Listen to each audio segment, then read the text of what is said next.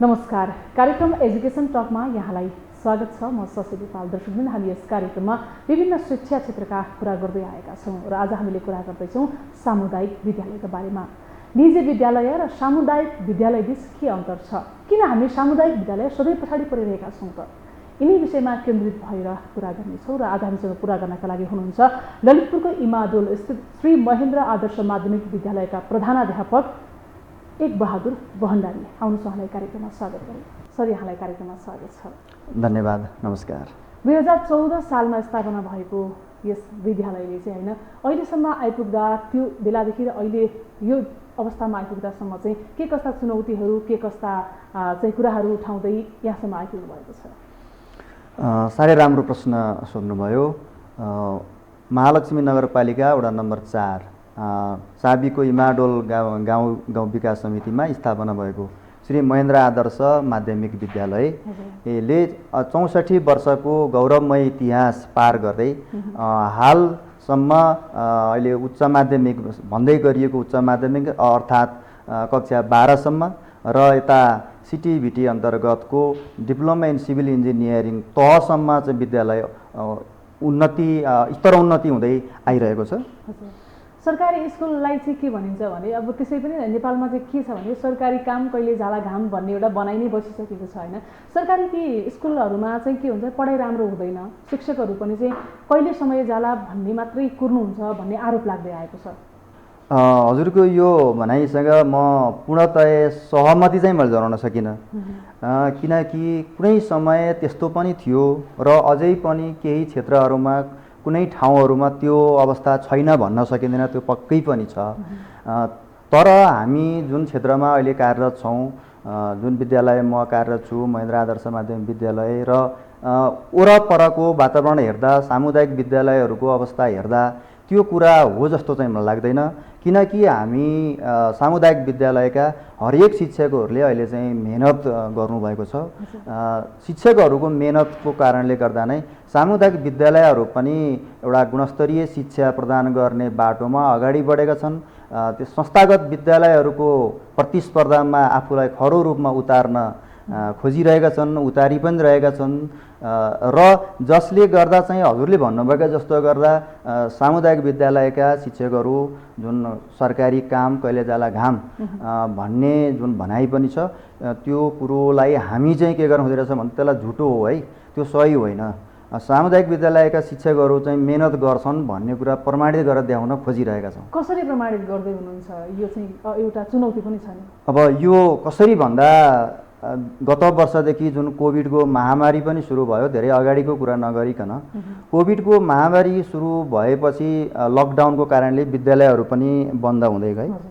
विद्यालय बन्द भएको 1-2 महिनासम्म त अब हामीले पनि केही गरेनौँ, तर केही महिना पश्चात जस्तो कि चैतबाट विद्यालयहरू बन्द भयो, लकडाउन भयो भने हामी असार महिनातिरबाट अलिकति जुरुमुराउन थाल्यौँ। हामी पनि अब यो कोभिडलाई एउटा चुनौतीको रूपमा लिएर, यसलाई चाहिँ एउटा अवसरको रूपमा पनि लिएर अगाडि बढ्नुपर्छ भनेर शिक्षकहरूलाई प्रविधिमा आधारित तालिमहरू दिन थाल्यौँ।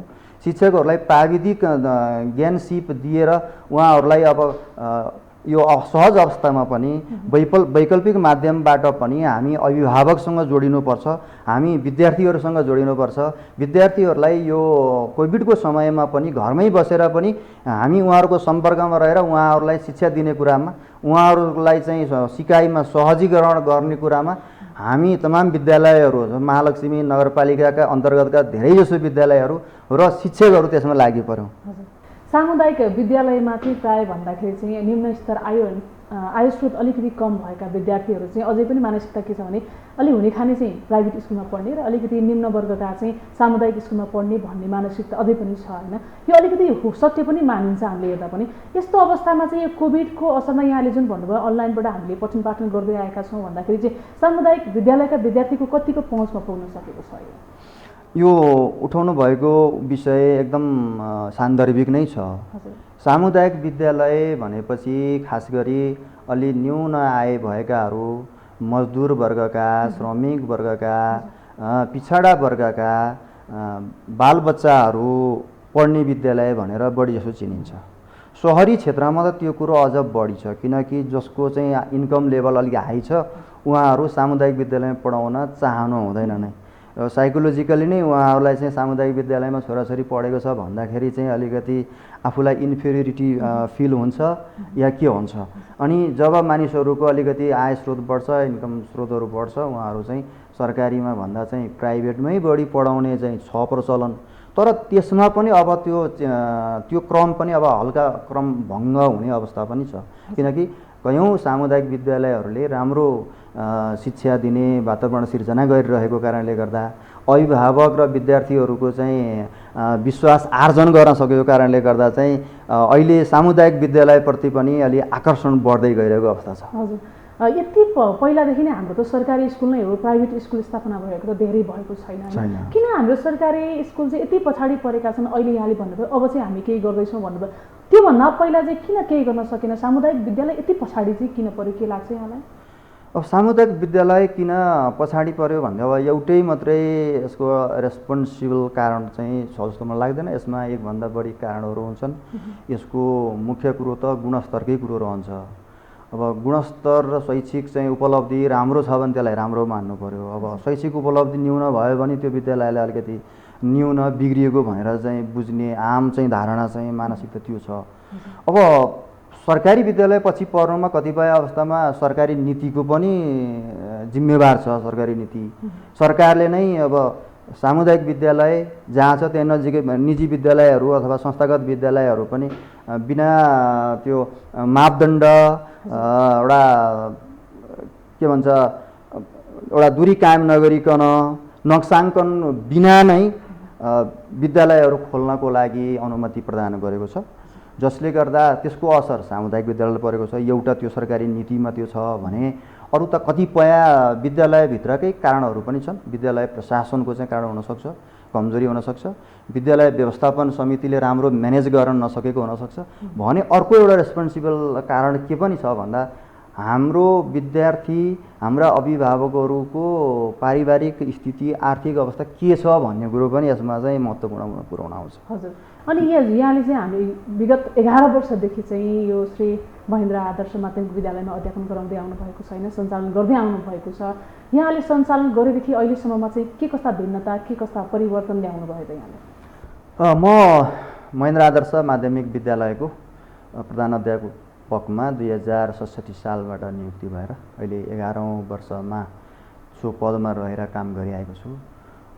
2067 सालमा प्रधानाध्यापक नियुक्ति हुँदाको अवस्थामा विद्यालयको अवस्था निकै चाहिँ नाजुक अवस्थामा थियो। हामी गए गुज्रेको अवस्थामै थियौँ र मैले त्यो विद्यालय सम्हालेको थिएँ।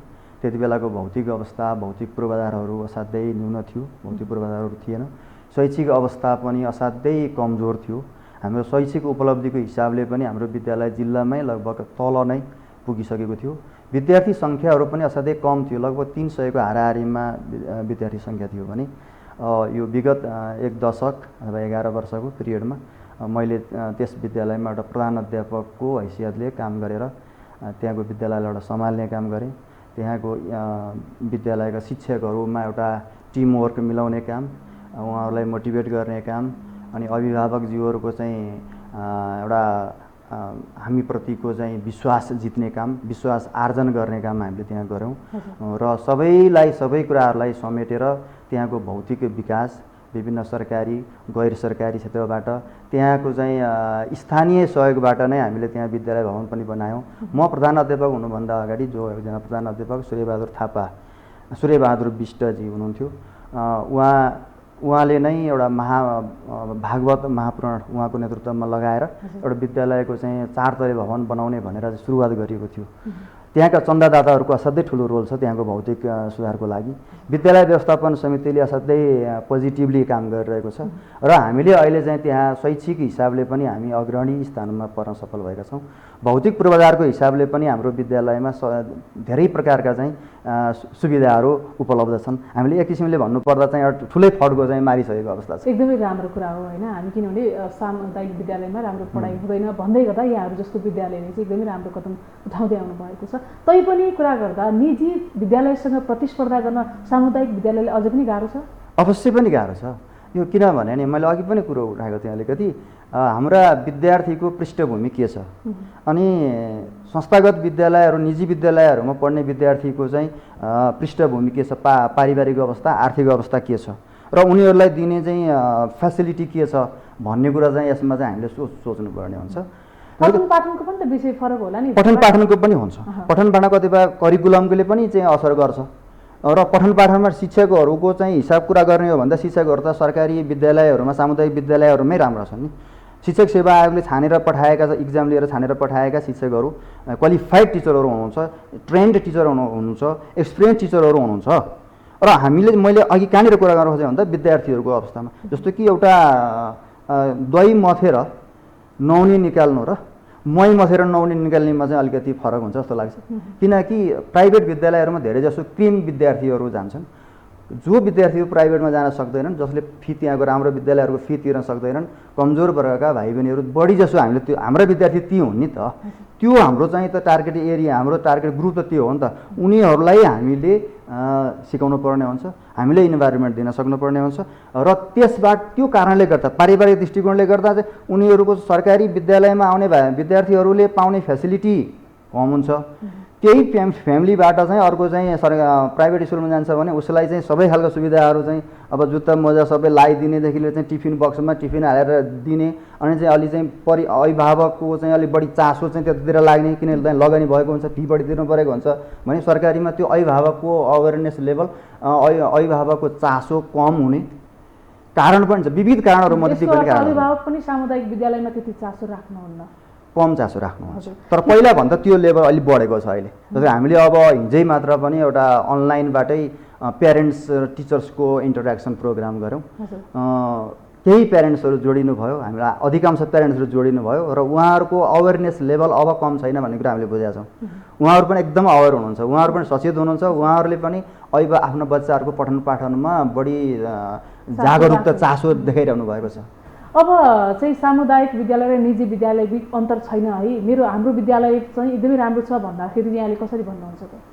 अब यस सन्दर्भमा के छ भन्दा मैले भन्न खोजेको आशय हाम्रो विद्यालयमा भनौँ यो श्री महेन्द्र आदर्श माध्यमिक विद्यालयमा आउनुहोस्, यो विद्यालय चाहिँ अरूभन्दा पृथक छ भन्दाखेरि यहाँले कसरी भन्नुहुन्छ?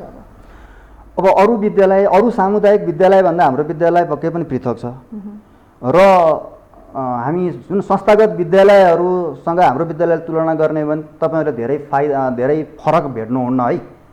जुन फेसिलिटीहरू चाहिँ संस्थागत विद्यालयहरूमा छ त्यो फेसिलिटी हामीसँग छ र त्योभन्दा बढी छ। किनकि यो गुणस्तरको हिसाबले, शिक्षकहरूले पठन पाठन गर्ने हिसाबले पनि त्यो हामी अरूको कम्पिटिसनमा जान सक्छौँ, गइरहेका पनि छौँ र हामीसँग दुई प्रकारको मिडियम हामीले युज गरेका छौँ। हाम्रो एउटा सेक्सन चाहिँ इङ्ग्लिस मिडियमबाट जान्छ भने अर्को सेक्सन चाहिँ नेपाली मिडियमबाट गइरहेको छ।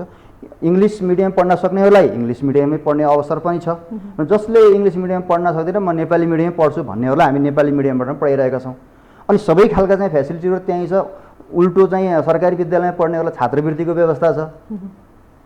अब भोलि चाहिँ एसई पछाडि ग्रेड 12 पछाडि एमबिबिएसको बेलामा एमबिबिएस पढ्नको लागि अन्य चाहिँ एकाडेमिक डिग्रीहरू हासिल गर्नको लागि सरकारले उपलब्ध गराउने छात्रवृत्तिहरू पनि सरकारी विद्यालयमा, सामुदायिक विद्यालयमा पढेर गएकाहरूले पाउँछन्। त्यस कारणले हामी चाहिँ कुनै संस्थागत विद्यालयभन्दा कमी छैनौँ। कुनै संस्थागत विद्यालयमा पढेको भन्दा महेन्द्र आदर्श माध्यमिक विद्यालय एउटा सामुदायिक विद्यालयमा पढेको बच्चाले भोलि चाहिँ फ्युचरमा अलिकति बढी चाहिँ उसको सम्भावनाहरू बढी हुन्छ, बढी सुविधा पाउन सक्छ भन्ने कुरा म राख्न चाहन्छु। हाम्रो जुन पाठ्यक्रम छ, हामीले जुन शैक्षिक चाहिँ शिक्षा चाहिँ हाम्रा चाहिँ विद्यार्थीहरूलाई दिँदै आएका छौँ, यो त पुरानैदेखि एउटै शैलीमा छ भनेर विभिन्न शिक्षाविदहरूले, विभिन्न शिक्षा क्षेत्रमा आबद्ध व्यक्तिहरूले आवाज उठाउँदै आउनु भएको छ। यहाँलाई चाहिँ के लाग्छ, यो जुन छ यही ठिक छ कि अथवा यसलाई होइन परिवर्तन गर्नुपर्छ, समय अनुकूल भएन, के लाग्छ यहाँलाई? पाठ्यक्रम त लगभग 10 वर्षमा त्यो परिमार्जन हुने क्रम हुन्छ, भइ पनि रहेको छ। अब शिक्षाविदहरूले बनाउनु भएका, बुद्धिजीवी शिक्षाप्रेमीहरूले बनाउनु भएको, विज्ञहरूले बनाउनु भएको करिकुलममा मैले धेरै कुरा राखिरहनुपर्छ जस्तो मलाई लाग्दैन, त्यसमा कमी कमजोरी छ भन्ने कुरामा। तैपनि यसले अलिकति व्यावहारिक शिक्षामा चाहिँ जोड दिँदा राम्रो हुन्थ्यो। भोलि त्यो बच्चाले त्यो पढिसकेपछि एउटा डिग्री सर्टेन लेभल पार गरिसकेपछि उसमा केही खालको एउटा कन्फिडेन्स लेभलको चाहिँ डेभलप होस्, उसले केही गरी खान सक्ने र उसमा केही दक्षता, सिप क्षमता प्राप्त हुने खालको चाहिँ करिकुलम भइदिए हुन्थ्यो भन्ने मलाई लाग्छ। र सोही अनुसार हामीले पनि के भन्दा हाम्रै विद्यालयमा सिटिभिटी अन्तर्गत पनि एउटा कार्यक्रम स्वीकृति गरेर ल्याइसकेका छौँ र त्यो 2075 सालदेखि सुरुवात पनि भइसकेको छ। त्यो कार्यक्रम हो diploma in civil engineering, overseer सरहको त्यहाँ पठन हुन्छ। हामीलाई 48 सिटको त्यसमा 48 सिट विद्यार्थीहरू भर्ना गर्न पाउँछौँ। त्यो सिभिल इन्जिनियरिङ अथवा सब इन्जिनियर भन्नुपर्छ त्यसलाई, त्यो खालको डिग्री प्राप्त गर्ने, भोलि गरी खाने शिक्षा, एउटा व्यावसायिक शिक्षा, प्राविधिक शिक्षा, त्यो शिक्षा चाहिँ हामीले सुरुवात गरेका छौँ। सँगसँगै एउटा के भन्दा अब जेनरल एजुकेसन पनि छ भने अर्को एसई पश्चात पढ्न सकिने 3 वर्षको डिप्लोमा कोर्स पनि, प्राविधिक शिक्षा पनि हामीसँग सुरुवात गरिसकेका छौँ। अब यहाँलाई चाहिँ सरकारले अझ यो कुरा गरिदिए चाहिँ हामीले यो शैक्षिक गुणस्तरलाई अझ बढी राम्रो बनाउँछौँ भन्ने केही छ? मैले अहिले वर्तमान परिप्रेक्ष्यमा चाहिँ हामीले अनलाइन पठन पाठन अथवा वैकल्पिक माध्यमबाट पढाउनु पर्ने अवस्था भएको हुनाले हामीमा धेरै चुनौतीहरू, धेरै समस्याहरू पनि छन्। जस्तै हामी शिक्षकहरूलाई ट्रेनिङको सन्दर्भमा चाहिँ हामी विद्यालयको आफ्नै प्रयासले पनि हामी सबै शिक्षकहरूलाई कम्प्युटरमा साक्षर बनाइसकेका छौँ। उहाँहरूलाई अनलाइन पठन पाठन पढाउन सक्ने गरी क्षमता हामीले विस्तार गरिसकेका छौँ। भने हाम्रो समस्या चाहिँ के छ भन्दा डिभाइसको समस्या छ। एउटा डिभाइसको अलिकति कमी भएको हुनाले सबै टिचरहरूले अहिलेको चाहिँ ल्यापटपहरू किन्न सक्ने अवस्था पनि छैन। केही ल्यापटपहरू त हामी विद्यालयले पनि आफैले व्यवस्था मिलाएका छौँ भने अझै धेरै हामीलाई ल्यापटपहरूको आवश्यकता छ अथवा डिभाइसको आवश्यकता छ। त्यसमा गभर्मेन्ट लेभलबाट केही भइदियो हुन्थ्यो अथवा प्राइभेट सेक्टरबाट पनि त्यसमा सपोर्ट भइदियो भने हामीलाई अझ सजिलो हुन्थ्यो भन्ने एउटा कुरो छ भने, अर्को विद्यार्थीहरूको सन्दर्भबाट पनि हेर्नुपर्ने हुन्छ। टिचरले त पढाउन सक्नुहुन्छ ल, अब विद्यार्थीले पढ्न सक्छन् कि सक्दैनन्। अब हामीमा आउने विद्यार्थीहरू भनेका धेरै जसो मध्यम वर्गीय र मध्यम निम्न वर्गीय अभिभावकका बच्चाहरू आउनुहुन्छ, जो चाहिँ कतिपय अभिभावकहरूको घरमा अब खाने चामल पनि हुँदैन, खाने सामग्री हुँदैन भने उहाँहरूसँग ल्यापटप, उहाँहरूसँग डिभाइस अथवा स्क्रिन टच मोबाइल अथवा त्यसमा हाल्ने डाटा वाइफाईको चाहिँ कुरा अलिक परकै कुरा हुन्छ। त्यसैले सरकारले के पनि गरिदिनुपर्छ भन्दा जस्तै शिक्षकहरूलाई चाहिँ अहिले डिभाइस उपलब्ध गराउँदा राम्रो हुन्छ भन्ने लाग्छ भने अभिभावक र विद्यार्थीहरूको लागि पनि कमसेकम वाइफाई फ्री गर्न सकिन्छ कि अथवा अत्यन्त न्यूनतम मूल्यमा डाटा उपलब्ध पो गराउन सकिन्छ कि त्यसो गर्यो भने चाहिँ यो धेरै प्रभावकारी हुन्छ जस्तो लाग्छ मलाई। पक्कै पनि। अब कुरा गरौँ नेपालमा चाहिँ यो शिक्षा प्रणाली अथवा भने शिक्षा क्षेत्रका व्यक्ति मन्त्रीहरू फेरिरहने हाम्रो जुन छ, यसले गर्दा चाहिँ शिक्षा क्षेत्रमा कस्तो असर परिरहेको छ? शिक्षा क्षेत्र धेरै अगाडिदेखि नै ग्रसित छ यो राजनीतिक कारणले भन्नुपर्ने हुन्छ। जस्तै अहिले पनि शिक्षक सेवा आयोगमा आयोगका पदाधिकारीहरू नियुक्ति हुन सकेको छैन, धेरै लामो समय भइसकेको छ। अनि 2028 सालमा आएको हाम्रो शिक्षा ऐन, पञ्चायत शासनकालमा चाहिँ आएको चाहिँ शिक्षा ऐन अहिले पनि त्यो परिवर्तन भएको छैन, नयाँ शिक्षा ऐन आउन सकेको छैन। शिक्षकहरू, विद्यालय कर्मचारीहरू अनि इसिडी शिक्षकहरूको चाहिँ समस्याहरू जिउका तिउँ छन्। मैले अलिकति राजनीतिक हजुरले प्रश्न सोध्नु भएको हुनाले चाहिँ राजनीतिक रूपमा के पनि भन्नुपर्छ भन्दा शिक्षकहरूलाई सरकारले चाहिँ विभेद गरिरहेको छ। शिक्षकहरू राष्ट्र सेवक होइनन् र राष्ट्र सेवकले पाउने सुविधा शिक्षकहरूले पाउनु हुँदैन भन्नेमा अहिलेको बजेटले पनि त्यही भनिरहेको छ। अहिलेको बजेटले इसिडी शिक्षक र विद्यालय कर्मचारीहरूको तलब 15,000 पुर्याउने भनेर भन्यो। 6,000 तलब थियो, 8,000 केन्द्र सरकारले दिने र 7,000 चाहिँ यो सम्बन्धित पालिकाले दिने भनेर भनेको थियो। सोही अनुसार केही पालिकाहरूले चाहिँ त्यसको सम्बोधन पनि गरिसकेका छन्। ती पालिकाहरूलाई म एउटा धन्यवाद दिन पनि चाहन्छु। म चाहिँ एउटा नेपाल शिक्षक महासङ्घ महालक्ष्मी नगर समितिको सचिवको हैसियतले पनि मैले यहाँ अहिले बोलिरहेको छु र धेरैजसो नगरपालिका र गाउँपालिकाहरूले यो कुरोलाई सम्बोधन गरेका छैनन्। हामी सरकारले भनेको बजेट वक्तव्य मार्फत आएको कुराहरूलाई हामी सम्बोधन गर्न सक्दैनौँ भनेर पन्छिएको अवस्था छ। त्यसैले यसले धेरै समस्या सिर्जना चाहिँ गरेको छ। यो त हामी त काठमाडौँमा छौँ, सहरमा छौँ होइन, सहरमा त यो सामुदायिक विद्यालयलाई चाहिँ केही सहजै छ भनौँ। ती ग्रामीण भेगका विद्यालयहरूमा त यस्तो अवस्था छ कि त्यहाँ गइसकेपछि यहाँले अघि कुरा उठाउनु भएको थियो, 2 छाक खाना पनि दौडनु पर्ने अवस्था छ। सरकारले चाहिँ त्यो विद्यार्थीहरूको लागि चाहिँ कि खानेकुराको व्यवस्था पनि सरकारी विद्यालयमा गरिदिए भने त अझ बढी विद्यार्थीहरू चाहिँ पठन पाठनको लागि आउँथ्यो जस्तो लाग्छ। के लाग्छ यहाँलाई चाहिँ? सरकारले त्यो के गर्नै पर्ने हुन्छ। अब ग्रामीण क्षेत्रमा अब समस्याहरू छन्, बिजुली पुगेको छैन, बत्ती हुँदैन, एउटा चाहिँ फोन गर्नु पऱ्यो भने मोबाइलको टावर लाग्दैन भने त्यहाँ अनलाइन क्लास चलाउने कुरा सम्भवै छैन। त्यो ठाउँमा कसरी हुन्छ सरकारले चाहिँ संरक्षण गर्नै पर्ने हुन्छ। बालबालिकाको शिक्षा र स्वास्थ्य भने चाहिँ शिक्षा स्वास्थ्य रोजगारी त सरकारले जिम्मा लिइदियो भने धेरै हदसम्म अन्य समस्याहरू पनि समाधान हुन्थ्यो। हजुर, अब चाहिँ हाम्रा देशका हाम्रा युवाहरूलाई चाहिँ भने विदेश अथवा अन्तर्राष्ट्रिय स्तरका विद्यार्थीहरूसँग चाहिँ कम्पिटिसन गराउनको लागि चाहिँ हामीले के गर्नुपर्छ होला, कस्तो शिक्षा चाहिन्छ जस्तो लाग्छ? अब मानव मूल्यमा आधारित शिक्षा चाहियो। 21st सेन्चुरीका चाहिँ स्किलहरू हामीले सिकाउनु पर्ने हुन्छ। हामीले परम्परागत पाठ्यक्रममा आधारित रहेर मात्रै परम्परागत जुन ढङ्गले हामीले शिक्षाहरू दिन्छौँ त्यो मात्र होइन कि अब चाहिँ 21st सेन्चुरीको लागि चाहिँ कस्तो खालको चाहिँ शिक्षा आवश्यक पर्ने हो। अनि त्यो के चाहिँ कुराहरू दिँदाखेरि चाहिँ अबको फ्युचरको लागि चाहिँ जनशक्ति उत्पादन हुन्छ, भोलिको लागि राष्ट्रको लागि कस्तो खालको जनशक्ति उत्पादन हुन्छ, त्यो खालको शिक्षा चाहिँ दिनै पर्ने हुन्छ। हजुर, अब कुरा गरौँ यहाँकै विद्यालयको कुरा गर्छु मैले, भविष्यको योजना चाहिँ के छ त अझ बढी राम्रो बनाउँदै ल्याउनको लागि? हाम्रो भविष्यमा अहिले जे भइरहेको छ त्यसलाई कायमै राखेर हामीले सकेसम्म विद्यार्थी भाइ बहिनीहरूलाई +2 भनी गरेको +2 साबिको +2 11 12 पढेर म्यानेजमेन्ट पढुन् अथवा चाहिँ साइन्स पढुन् अनि पढेर त्यसपछि चाहिँ विदेश जाउन् र उतै चाहिँ पलायन हुन् भन्ने कुरा होइन कि त्यसलाई त्यो ट्रेन्डलाई रोक्नुपर्छ। हाम्रा चाहिँ क्रिम स्टुडेन्टहरू भोलिका चाहिँ यो देशको लागि चाहिँ आवश्यक पर्ने म्यान पावर बन्न सक्ने विद्यार्थीहरू चाहिँ धेरैजसो विद्यार्थीहरू कक्षा 12 पढिसकेपछि विदेश पढ्ने नाउँमा चाहिँ विदेशतिर पलायन भएका छन्। उनीहरू कमै मात्र फर्किएर आउँछन्। त्यसैले त्यो नहोस् भन्नको लागि हामीले एउटा के गरिरहेका छौँ भन्दा चाहिँ त्यही सिटिभिटी अन्तर्गतको प्राविधिक शिक्षा सुरुवात गरेका छौँ। जुन 3 वर्षको प्राविधिक शिक्षा पास गरिसकेपछि बच्चा चाहिँ इजिली चाहिँ भोलि चाहिँ त्यो म्यान पावर चाहिँ ओभरसियर चाहिँ 753वटा चाहिँ स्थानीय निकायहरूको प्रत्येक वडामा एउटा चाहिँ ओभरसियरको दरबन्दी छ भनेपछि त्यहाँ खपत हुन्छ। अहिले दरबन्दी पुगिरहेको छैन, अहिले चाहिँ म्यान पावरै पुगेको छैन, त्यहाँ आउन सक्छ भने अर्को चाहिँ एउटा पार गरिसकेपछि जस्तै यो diploma in civil engineering pass गरिसकेपछि त्यो प्रोडक्टले सेल्फ इम्प्लोइड पनि हुनसक्छ। आफै घरमा बसेर कम्प्युटरमा नक्सा बनाएर पनि उसले चाहिँ जीविकोपार्जन गर्न सक्ने सिप हासिल गर्छ। कुनै एउटा फर्ममा काम गर्छु, आफै फर्म खोल्छु भनेर काम गर्न पनि सक्छ। त्यो खालको वातावरण हामीले महेन्द्र आदर्श माविमा दिएका छौँ भने साथसाथै कक्षा 11मा हामीले अहिले चाहिँ म्यानेजमेन्ट स्ट्रिमका कक्षाहरू चलाएर विषयहरू पढाइरहेकोमा यही शैक्षिक सत्रबाट कानुन अन्तर्गतका विषयहरू पनि हामी थप्न गइरहेका छौँ। त्यसो गर्दा के छ भन्दा अहिले विभिन्न अदालतहरूमा कानुन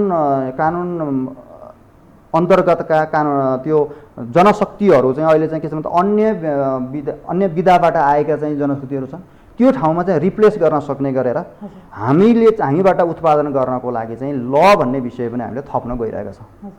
हस्, शुभकामना छ यहाँहरूको योजना सफल होस्, सामुदायिक विद्यालयको जुन परिचय छ त्यो अझ राम्रो हुँदै जाओस्। कार्यक्रममा आइदिनु भयो, समय दिनुभयो, धन्यवाद। मलाई पनि मेरो विद्यालयबाट आएर आफ्नो कुरा राख्ने अवसर दिनुभयो। यो हो टेलिभिजनलाई म हार्दिक धन्यवाद दिन चाहन्छु। दर्शकबिन आजको लागि म लगायत सम्पूर्ण टिम बिदा हुन्छौँ। नमस्कार।